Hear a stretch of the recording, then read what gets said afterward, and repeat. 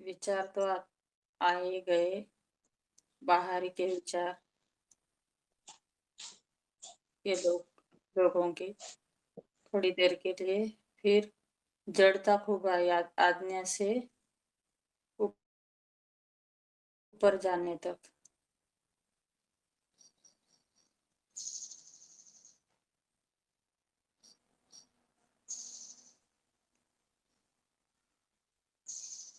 और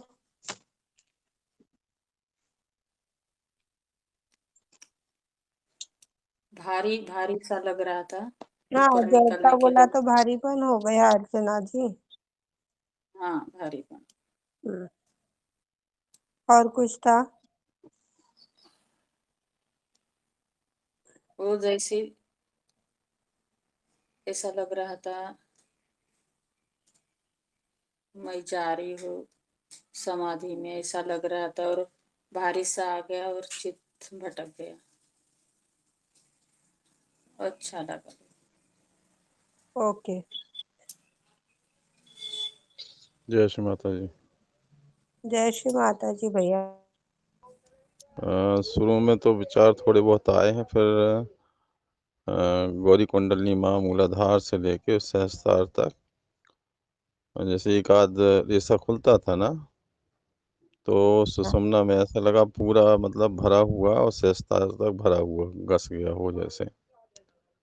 और उसके बाद विचार बिल्कुल नहीं, सोच प्रयास भी करना चाहा कि विचार चित जाए कहीं, तो वैसे ही है, नहीं विचार नहीं हुए। जय श्री चलो माता जी। ठीक है। और जय श्री माता जी, थैंक यू। और कोई कुछ बताना चाहेगा? जय श्री माता जी दीदी। हाँ आस्था जी। दीदी बहुत बहुत दिनों बाद बीच में छूट गया था, दोबारा से शुरू किया। इतना अच्छे वाइब्रेशंस आ रहे हैं आपके मेडिटेशन में, इतनी पावर है कि मैं क्या बताऊं।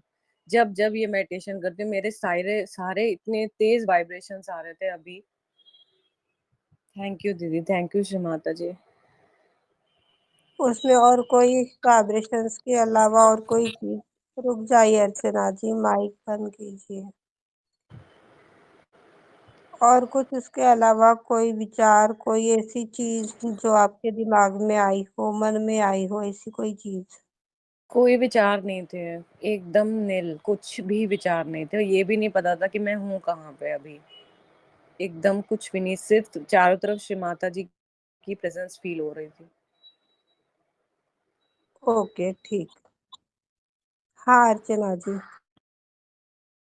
तो बहुत अच्छा लग रहा है, बहुत वाइब्रेशन बढ़ गए श्री माता जी की कृपा से, बहुत अच्छा लग रहा है। ओके। अपने को है ना, अपने अंदर की कमियां निकालने के लिए जो भी विचार आपके दिमाग में आए हैं वो बताने हैं। सभी को स्पेशली नहीं पूछा जाएगा। आप जितना जल्दी जल्दी बोलोगे उतना काम जल्दी जल्दी आगे बढ़ेगा, इस बात को समझिए। मैं वेट करती हूँ। आप हाँ या ना भी नहीं बोलते हो तो ये आपका गलत व्यवहार है। आए हैं तो हाँ बोलिए, नहीं आए हैं तो ना बोलिए, पर जवाब सभी को देने हैं, निवेदन है। जय श्री माता दी। जय जय श्री माता दीदी। हेलो दीदी, श्री जय श्री माता माता जी। दी। दीदी जय श्री बहुत देर माता तक जी तो बहुत रेणु। अच्छा लगा। दीदी जय श्री माता जी। सुन रही हूँ ना रेणु सिंह। अच्छा दीदी, बहुत देर तक तो विचार नहीं आया, लेकिन बाद में लगा कि मैं क्या, कुछ इधर उधर चित्त भटकने लगा। आपका चित्त भटक रहा था, जरा एक्सप्लेन कीजिए।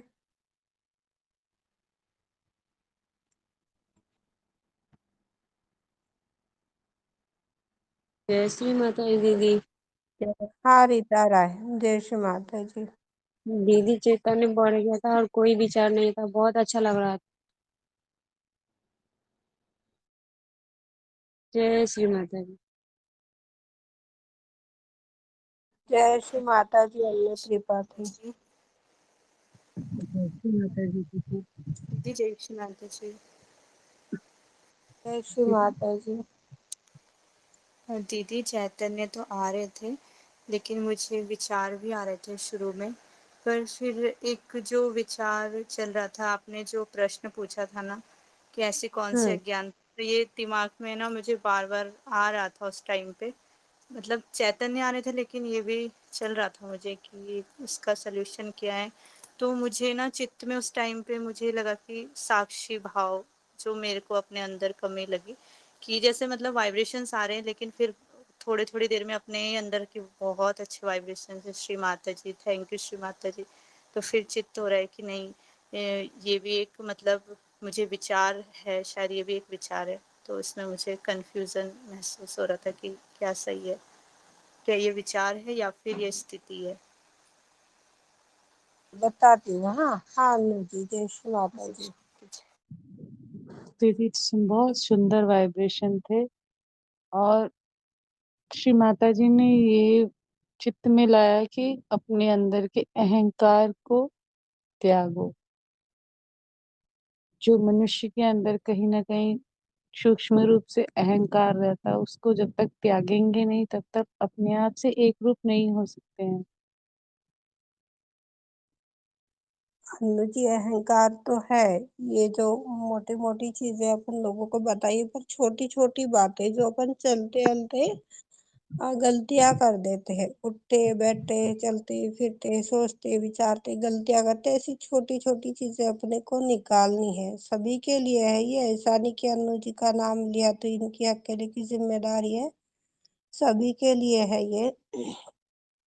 तो ये चीज अहंकार है, सही बात है। यहाँ पर तीन चीजें शिवा ने बताई है, और खुद के ऊपर का अविश्वास, यह भी सबसे बड़ी अज्ञानता है जो हमें परमानंद से एक रूप होने से रोकती है। जो मेरे चित्त में आई है वो मैं आप लोगों को बता रही हूँ। हो सकता हो कोई बोल ना पाए और किसी को लग गया होगा। तो खुद पर का अविश्वास कि मैं कैसे करूंगी, कैसे बोलूंगी, कैसे हो पाएगा, तो ये एक अज्ञानता है। दूसरों के ऊपर हम लोग मजाक बनाते हैं, हंसी उड़ाते हैं, उनको गिराने की कोशिश करते हैं, यह भी सबसे बड़ी अपनी अज्ञानता है। कष्ट पहुंचाने के लिए अपन न जाने एक सहयोगी भी अपने मस्तिष्क के बल पर न जाने कितने कृत्य करता है, हम अपने जीवन में देख पा रहे हैं, अगल बगल के जीवन काल में देख पा रहे हैं। तो यह जब हम दूसरों का मजाक बनाने के चक्कर में पड़ रहे हैं तो खुद का मजाक बन जाएगा। हास्यास्पद स्थिति जो 2 दिन पहले आप लोगों को समझाई गई थी, हम दुखी क्यों है, इसके अंदर समझाया था। तीसरी चीज, अभी अभी ध्यान के माध्यम से ये सारी चीजें आई है, ऐसा नहीं कि पहले देख कर रखी, सुबह से इसके ऊपर प्रयत्न शुरू थे, पर जो मिलना था वो अभी तक नहीं मिला था, अभी मिला है। किसी के ऊपर गलत धारणाएं लगाना, अरे वो तो ग्रुप में नहीं आ रही है, ध्यान नहीं कर रही है, फोन नहीं उठा रही है, ये मेरे दैनंदिन जीवन में चलता है। यदि कोई काम पड़ जाए और जल्दी से फोन नहीं उठा ले तो ये अपने आप में मैं ज्यादा देख पाती हूँ। सब ठीक तो है ना? क्यों फोन नहीं उठाएगा, क्यों बात नहीं की होगी, कहीं नाराज तो नहीं है, कोई चीज का बुरा तो नहीं लग गया? ये धारणाएं हमें अपनी प्रगति से, आनंद से रोकती है, जो हम चलते फिरते उठते बैठते करते हैं। जड़ता जो हमारी बैक आज्ञा पर है, कल ही आप लोगों को बताया गया था, जब तक अपना मूलाधार स्वादिष्टान नाभि चक्र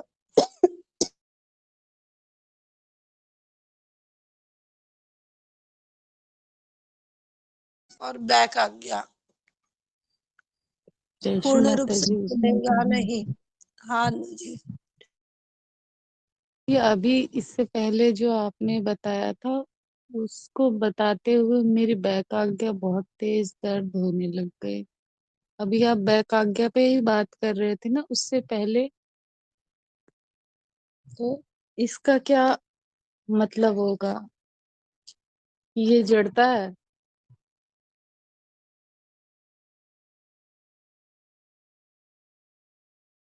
जी एक बार बोलिए, सॉरी माइक बंद करके बात कर रही थी।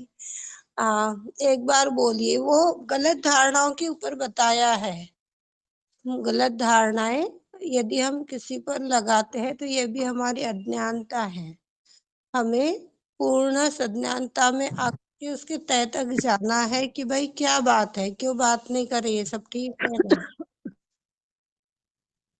अंदाज में हम ऐसे ही किसी के ऊपर लगा सोच विचार कर लेते हैं, उसको बोलते हैं धारणा लगाना, जड़ता। तो इससे भी बैक आज्ञा पकड़ती है क्या? हाँ हाँ, इससे भी बैक आज्ञा पकड़ती है।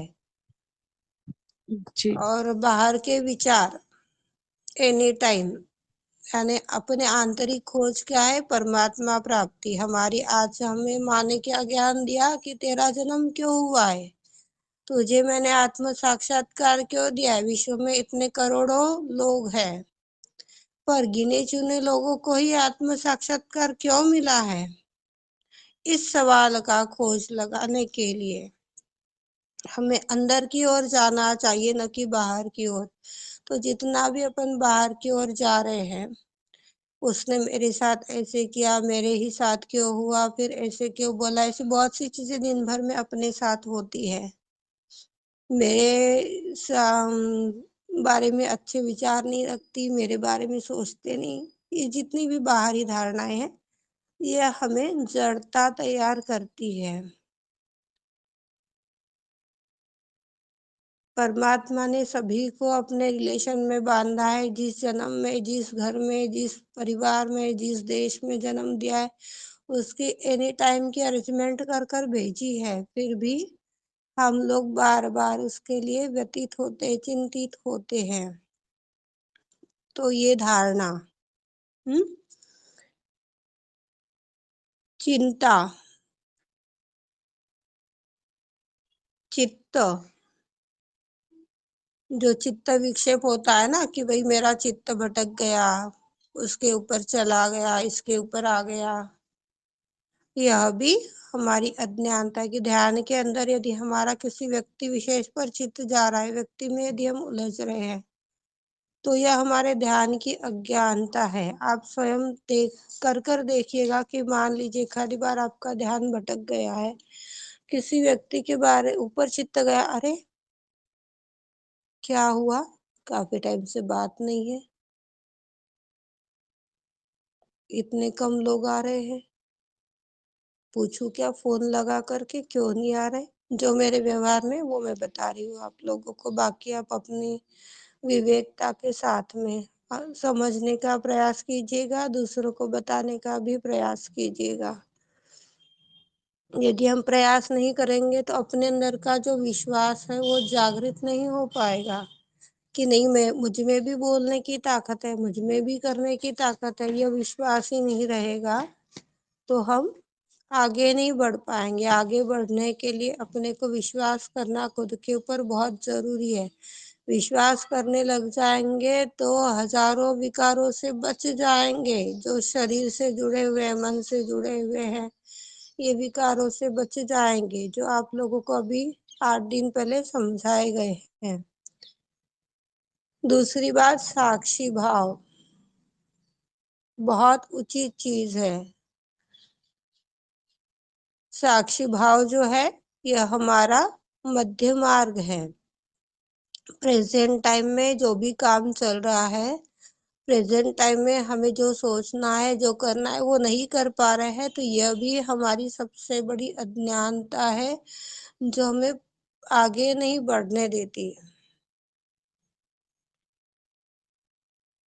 आज इतने संकेत आदिशक्ति ने हम सभी के माध्यम से बताए हुए हैं, और ये ज्ञान मुझे श्री माँ ने कल ही चित्त में लाया था परसों दिमाग में आया, एक तोहफे के रूप में मैंने सभी को बताया भी था कि सीमा ने एक तोहफा दिया है, मैं बड़ी खुश हूँ। मेरे नक्शे कदम पर मेरे बच्चे चल रहे हैं। जैसे मैं गांव-गांव में जाकर के प्रवचन करवाती थी, लोगों को समझाती थी, बोलती थी, बताती थी, उससे आगे क्या है? इतना तुझे खुश होने की क्या जरूरत है? ये तो सब मेरा दिया है, तेरा क्या है तेरे पास में? वो देख, उसको आकलन कर, उसमें उतर, ये आया। तब तो इतना नहीं लगा, पर फिर कल सारा दिन व्यस्तता में रहा।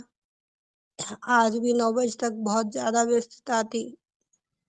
उसके बाद जब लिखने के लिए बैठी, तब पता चला कि एक मनुष्य के अंदर कितनी सारी अज्ञानता है जो वो धर्म में स्थापित होने से उसको रोकती है।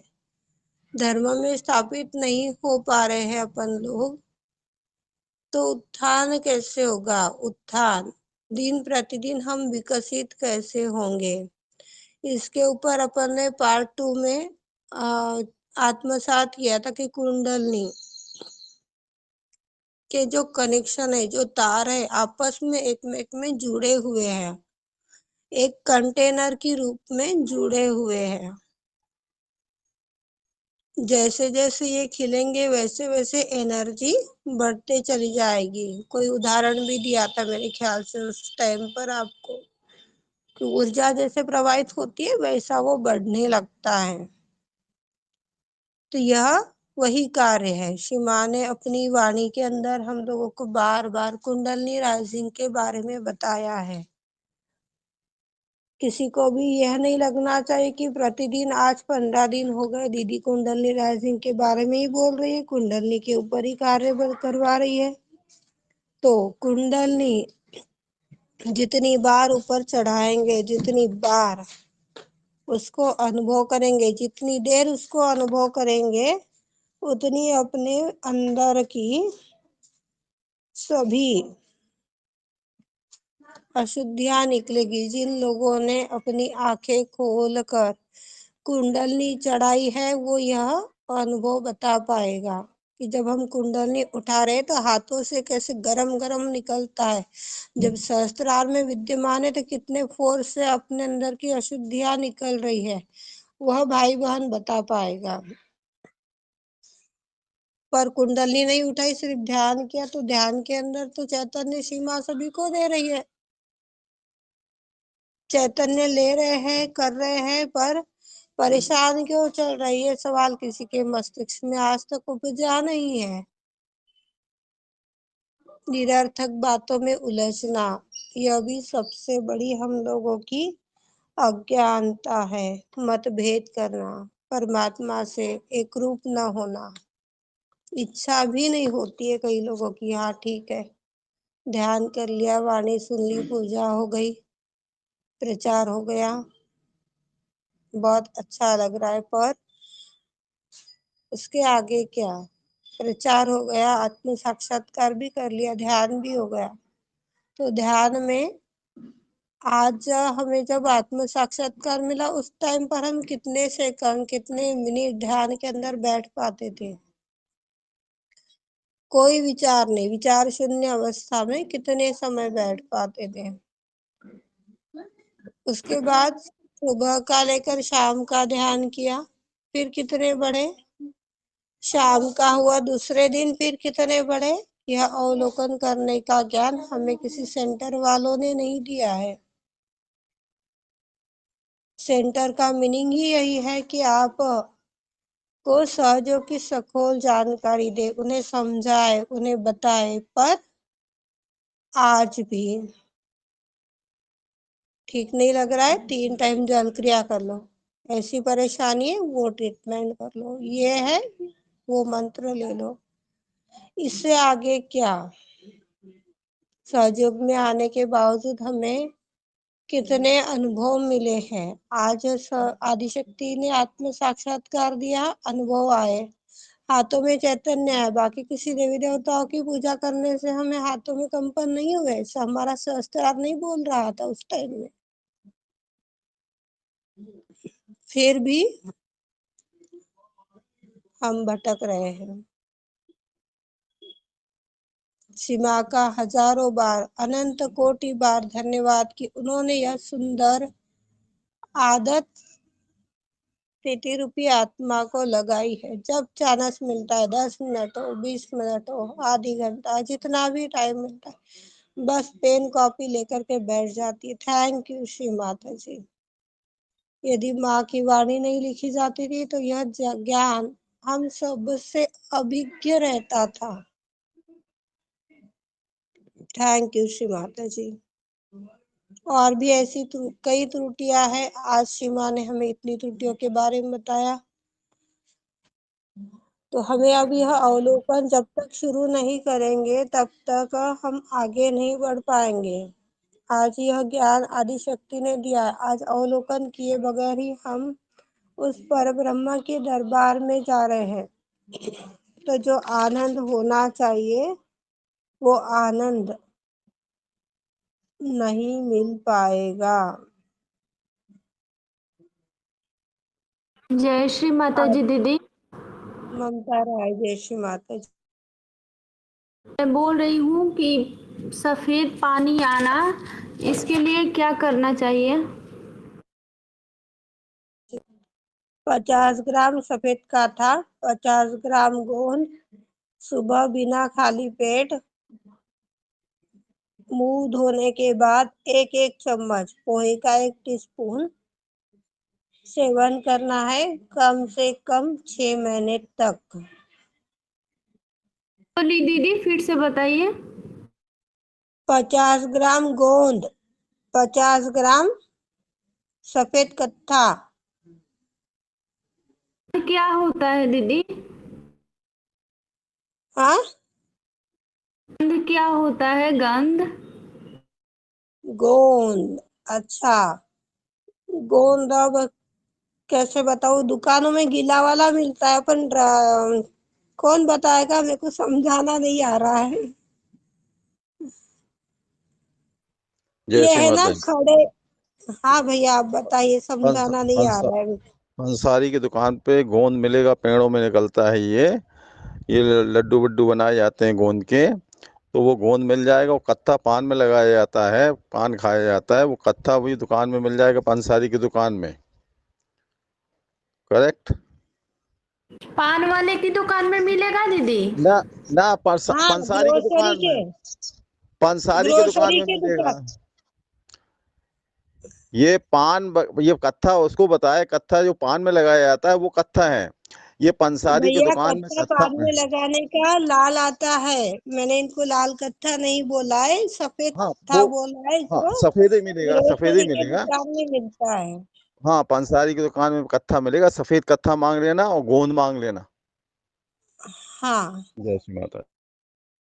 ये मिश्रण करके 6 महीने तक आपको 1-1 चम्मच सुबह लेना है। ऐसे 1 साल दीदी लेते हो? से उसको मिला हाँ, करके, उसको हाँ, दोनों को एक में। हाँ, वो गड़े के टाइप में आएगा, उसकी पाउडर बना लीजिएगा। पाउडर बना करके डिब्बी में भर कर रख लो और खाली पेट सुबह 1 चम्मच खा लिया करो।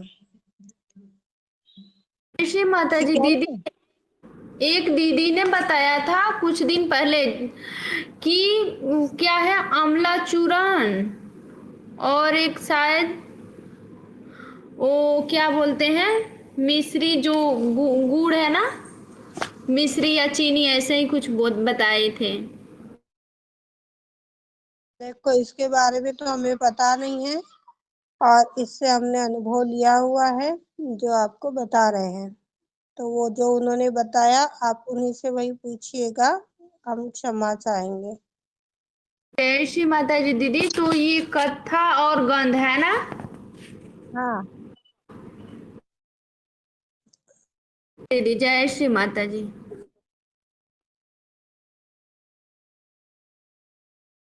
जय श्री माता जी दीदी, मैं बोल रही हूँ कि जो उस दिन मैंने आपको बताया कि मेरे दादाजी के बारे में, उसको बारे में थोड़ा ध्यान से पूछ सकते हैं माता जी से? जय श्री हाँ, माता जी। हाँ ममता जी, मैं भूल गई थी, क्षमा चाहती हूँ। आज अपने को है ना मृत जीवों के लिए कार्य करना है। उसके बाद चर्चा की ओर बढ़ते हैं या फिर विराम करते हैं, जो भी आप लोगों की इच्छा हो। तो अपने को दिन प्रतिदिन इस तरह की जो भी गलतियां हमें हो रही है, इसको बारीकी से देखना है। यदि परमात्मा के साम्राज्य का अधिकारी बनना है तो कीजिए, नहीं तो मत कीजिए। जय श्री माता जी।